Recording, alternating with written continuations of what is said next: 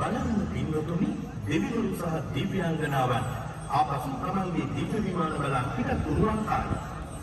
අනේ මේ සිදුවීම් දැසින් දැක ගන්න අපි මොන තරම් පින්වන්තද?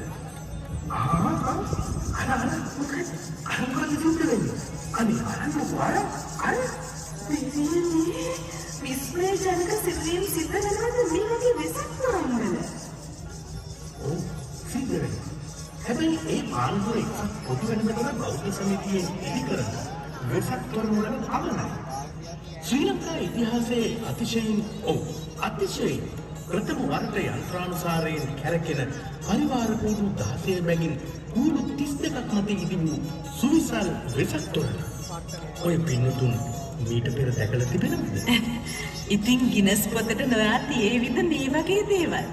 අලුතින් යමක් දකින්න නම් අනිවාර්යෙන්ම පැමිණෙන්න ඕනේ පානදුර එක්සත් පොදු වෙළඳපොළ බෞද්ධ සංගමයේ සංවිධානයේ ඉදිවෙන මෙන්න මේ වෙසක් තොරණ අභියසට.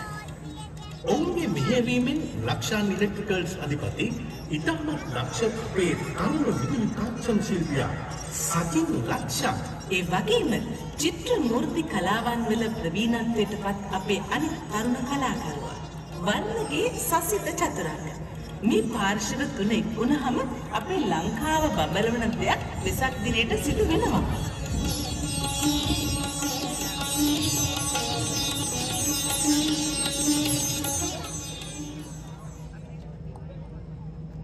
තැබූ වාර්තා අලුත් කරමින් වාර්තා පිට වාර්තා තබමින් මේ දෙවන්ත නිර්මාණය ඔබට දැක බලා ගන්නට පානදුර එක්සත් පොදු වෙළඳපොළ බෞද්ධ සමිතිය 67 වන වරටයි මේ දෙවන්ත නිර්මාණය ඔබට දැක බලා ගන්නට අවස්ථාව උදා කර දුන්නේ.